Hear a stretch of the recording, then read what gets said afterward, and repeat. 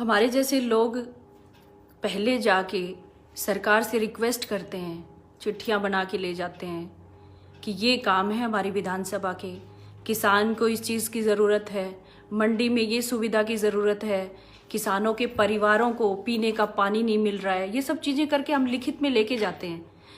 फिर जाके मेहनत मशक्क़त के बाद वहाँ जाके वो कागज़ लिए जाते हैं, कितने हमें चक्कर काटने पड़ते हैं।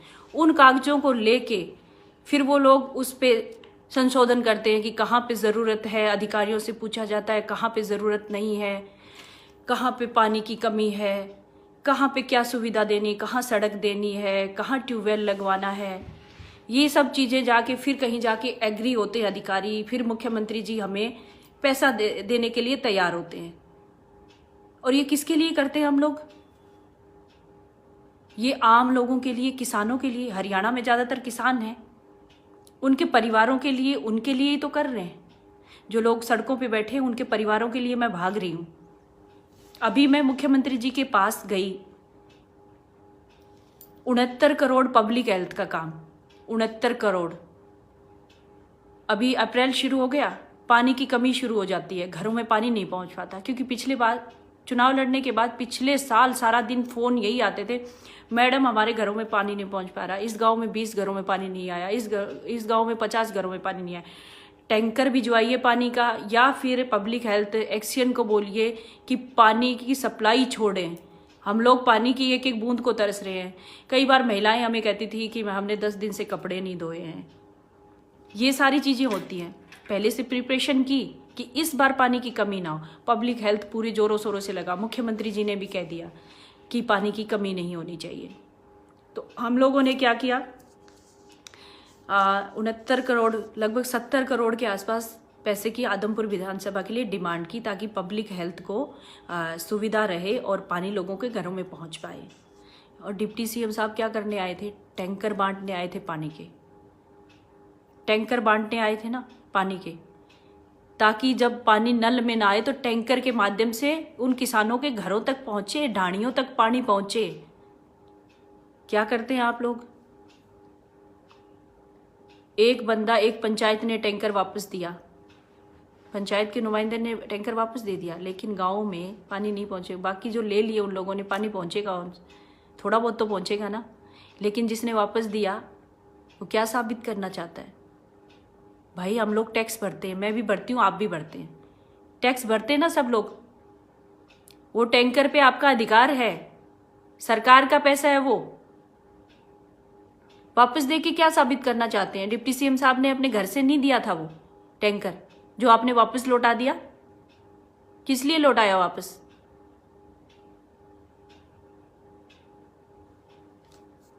मैंने पंचायती काम के लिए 1 साल का बजट मांगा है मुख्यमंत्री जी से, 50 करोड़ रुपए का, ताकि पंचायतों में काम हो पाए। पिछला पूरा साल कोरोना की वजह से चला गया, कोई काम नहीं हो पाया, कोई पैसा नहीं आया।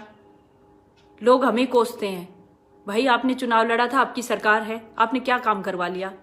जब मैं काम करवाने के लिए तैयार होती हूँ, मैं बाहर निकलती हूँ, मेरी गाड़ी को टक्कर मारी जाती है। जब मैं किसी मंत्री या सीएम को बुलाने की कोशिश करती हूँ कॉलेज की नींव रखवाने के लिए, तब उनको मारने की, उनको गालियां निकालने की, उनके कपड़े उतारने की धमकी दी जाती है। कॉलेज की डिमांड किसने की थी? मुझ पे बार बार इल्जाम लगाया जाता था, इसके परिवार ने जमीन दबाई हुई है, ये कॉलेज नहीं बनने देगी। जब मैं तैयार हुई हूँ आज कॉलेज बनवाने के लिए, बालसमंद में कॉलेज की नींव रखवाने के लिए, उन्हीं मुख्यमंत्री से समय मांग रही हूँ कि सबसे पहला काम करिए मुख्यमंत्री जी, एजुकेशन मिनिस्टर, आप दोनों से रिक्वेस्ट है कि बालसमंद के कॉलेज की नींव रख दीजिए, ताकि बालसमंद और आसपास के 12-13 गाँव की बेटियां बालसमंद कॉलेज में जा सके। लेकिन आप लोग रास्ते बंद कर रहे हो, आंदोलन कर रहे हो आप लोग। उन्हीं किसानों की बेटियां पढ़ने वाली हैं, हमारी बेटियां पढ़ने वाली हैं। मुख्यमंत्री जी की बेटी नहीं पढ़ेगी, आप लोगों की बेटियां पढ़ने वाली हैं। क्यों रास्ता रोक रहे हैं? क्यों आंदोलन कर रहे हैं? क्यों अपने विकास का रास्ता रोक रहे हैं आप लोग? क्यों गालियां निकाल रहे हैं सीएम को, डिप्टी सीएम को, सरकार के नुमाइंदों को? चलिए हमारे जैसे लोगों को तो छोड़िए, हम तो बीजेपी वर्कर हैं, बीजेपी का हिस्सा है, शुरू से ही हम लोग ये झेलते आए हैं। मैंने उस दिन झेला, मेरी गाड़ी को टक्कर मारी गई, मारने की कोशिश की गई। उन्हीं लोगों ने, जो लोग डिप्टी सीएम को गालियां निकाल रहे थे उस दिन, उसी दिन की बात है, मैं मेरे किसी पर्सनल काम से आ रही थी, मेरी गाड़ी को टक्कर मारने की कोशिश की गई और वो जो जितने उसमें यंगस्टर थे, लड़के थे, उन्होंने मुझे देख के उसमें से, गाड़ी में से कूद कूद के मुझे मारने तक का प्लान कर रहे थे सामने, कि इसको कैसे ही उतारा जाए गाड़ी से। क्यों भाई, मैंने क्या बिगाड़ लिया? मेरी गलती इतनी है कि मैं सरकार तक आपकी बात पहुंचाती हूँ, आपके परिवारों की देखभाल के लिए, उनकी सुविधा के लिए। हमारी बीजेपी वर्कर्स की ये गलती है।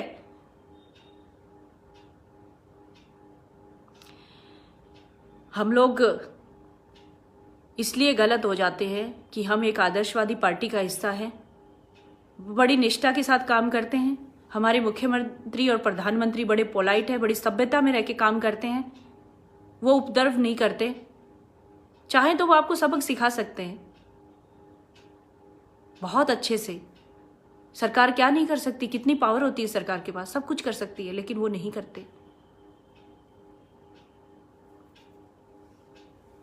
आप लोग करके देखते थे ना, हुड्डा जी की सरकार में, चौटाला साहब की सरकार में करके देखते थे ना, आपको अच्छी तरह से पता चलता है ये सब।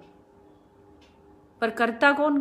क्योंकि करने वाले ही तो हुड्डा साहब के लोग हैं, करने वाले कांग्रेस के लोग हैं, जो किसानों की आड़ में सब कुछ कर रहे हैं।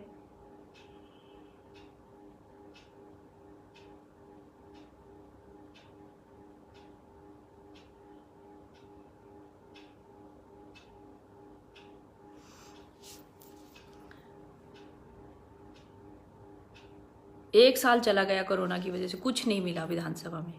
पूरे हरियाणा में सब लोग बाट देख रहे थे कि कोरोना महामारी का प्रकोप कब खत्म हो, कब सरकार से पैसा मिलना शुरू हो, ताकि लोगों को सुविधा मिल पाए। सीवरेज का सिस्टम इतना खराब था आदमपुर में, सब लोग आते थे, सब लोग मुझे बुलाते थे कि ये देखिए घरों में पानी बैठने लगा है, नालियाँ ठीक नहीं है, सीवरेज सिस्टम डैमेज हो चुका है। पैसे की मांग कर करके थक गए थे सब लोगों ने। सरकार के लोगों ने हमें कहा कि मार्च से पहले कुछ नहीं होने वाला, क्योंकि सरकार के पास पैसा ही नहीं है।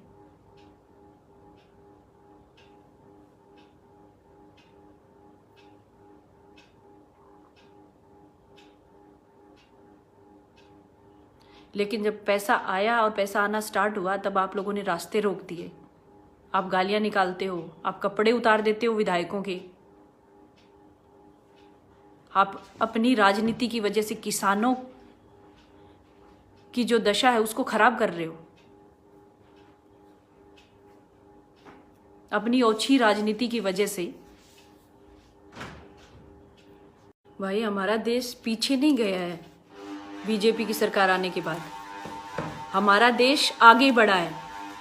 कंपैरिजन करके देखो पीछे की सरकारों में क्या रहा, कांग्रेस की सरकार जब तक देश में रही क्या रहा, और बीजेपी की सरकार आने के बाद कितना बदलाव हुआ।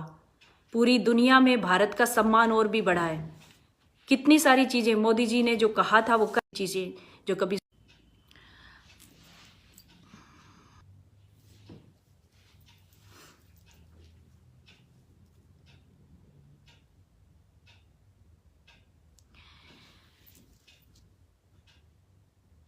इतने सारे कमेंट्स का जवाब नहीं दे सकती, पढ़ पा रही हूँ।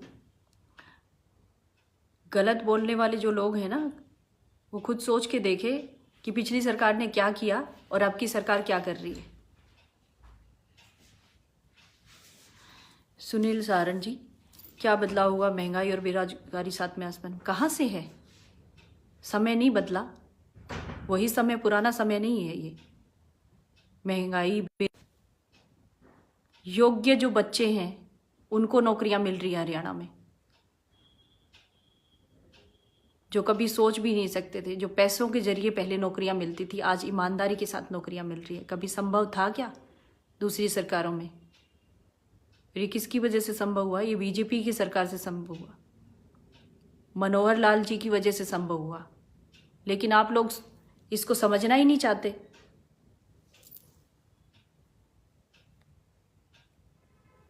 आज पिछले साल की तरह फिर से वही मंडियों का दौर है, फिर से वही किसान अपनी गेहूं काटने के लिए तैयार है, मंडियों में लेके जाने के लिए। लेकिन आप लोग आंदोलन करके खड़े हैं। कहाँ से मंडियों में अपनी किसान अपनी अनाज लेके जाएगा?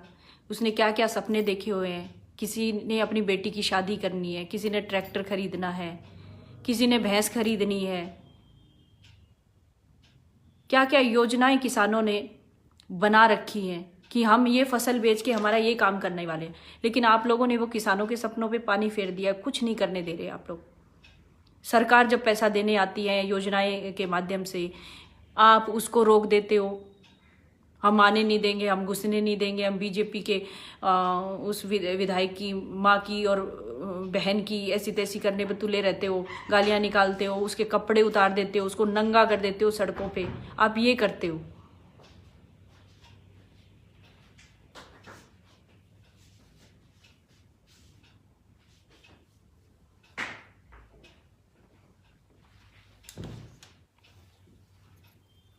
वर्षा जाट, भाई तू किसकी चाटती है, मुझे ये बता दे।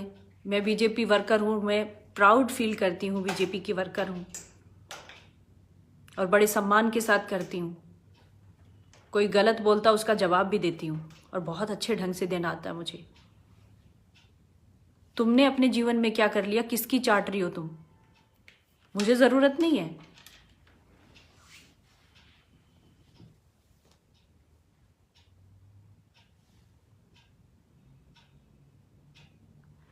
तुम्हें इस बात की झुंझलाहट है कि तुम्हें कुछ करने नहीं दिया जाता। वर्षा, मैं आज काम कर रही हूँ विधानसभा में लोगों के लिए। मैंने डिमांड की है 50 करोड़ रुपए पंचायती काम और 70 करोड़ रुपए पब्लिक हेल्थ के लिए, ताकि लोगों के एक एक घर में पानी जाए। आप क्या करती हैं?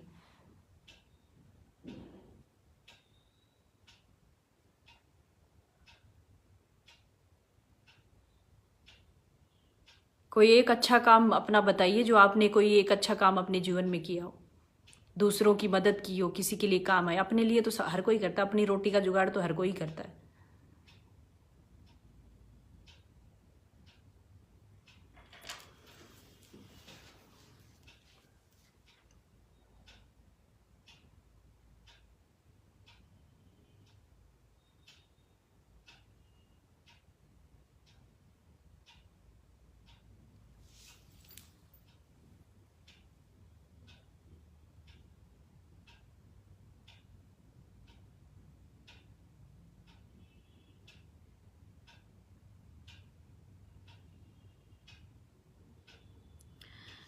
सोनू सिहाग बिश्नोई, बिल्कुल नहीं है किसान विरोधी। किसानों के लिए जो भी कामों की हम मांग करते हैं, बीजेपी सरकार उसको पूरा करती है।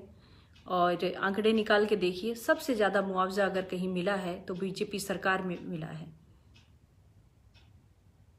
किसानों ने के लिए शुरुआत की बीजेपी सरकार ने 6,000 रुपये देने की सालाना। 6,000 रुपये राज्य सरकार ने, 6,000 रुपये केंद्र सरकार ने। 12,000 रुपये साल में किसान के खाते में आता है। छोटा किसान है, उसको बीज खाद खरीद करने के लिए भी कर्जा लेना पड़ता था, लेकिन अब जब सरकार उसके खाते में पैसा दे रही है तो उसको ये सुविधा मिली है। किसने किया है? ये बीजेपी की सरकार ने किया है। जब चौधरी देवीलाल जी ने पेंशन, जब बुढ़ापा पेंशन शुरू की थी, 200 रुपये से शुरू की थी, और आज वो कहाँ तक पहुंची है, और उससे बुजुर्गों को बहुत सहारा मिलता है। ऐसे ही किसान को सहारा मिल रहा है। कौन कर रहा है? बीजेपी की सरकार कर रही है। चंद लोगों के मानने से बीजेपी की सरकार किसान विरोधी नहीं होती।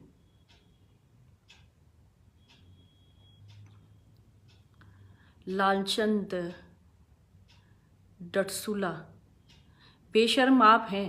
आप जैसे लोग ही विधायकों के कपड़े उतारवाते हैं, सड़क पे नंगा करते हैं। शर्म आपको आनी चाहिए।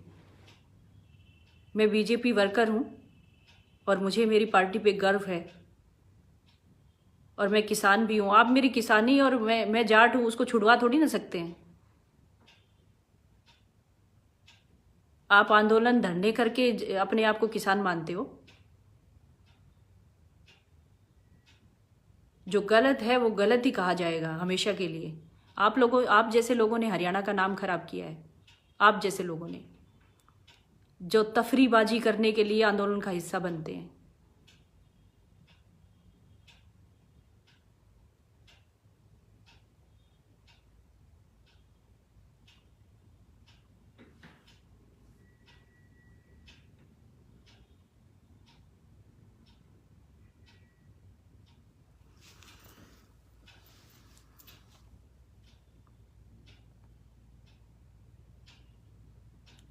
महिलाओं के सोशल मीडिया पेज पे गलत कमेंट करना, गंदे और भद्दे शब्द लिखना, ये पहचान है आप लोगों की?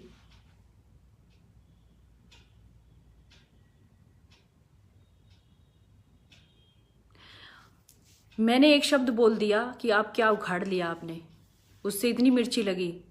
और आप लोगों ने बीजेपी विधायक के सड़क पे कपड़े तक उतरवा दिए, उसको नंगा कर दिया। बीजेपी वालों को दर्द नहीं होगा उसका?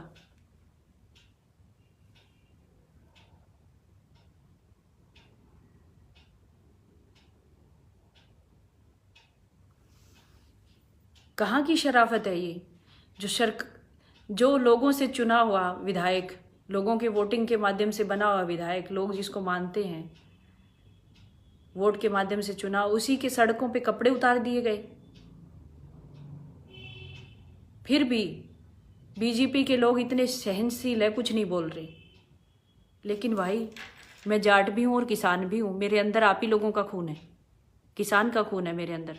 मैं तो चुप नहीं बैठ सकती। गलत होगा तो गलत ही कहूँगी उसको। मुझे जवाब देना आता है, मेरा कर लो, कुछ करना है वो। मुझे मारने के लिए आओगे, एक सोनाली को मारोगे, सैकड़ों सोनाली और खड़ी हो जाएगी, क्योंकि दुनिया की सबसे बड़ी पार्टी है, करोड़ों अरबों कार्यकर्ता है बीजेपी के। एक को मारो, सैकड़ों फिर दिखेंगे। उस दिन मेरी गाड़ी को टक्कर मारने की कोशिश की कि मैं बीजेपी वर्कर हूं, इसलिए मैं घर से बाहर नहीं निकल सकती अपना काम करने के लिए।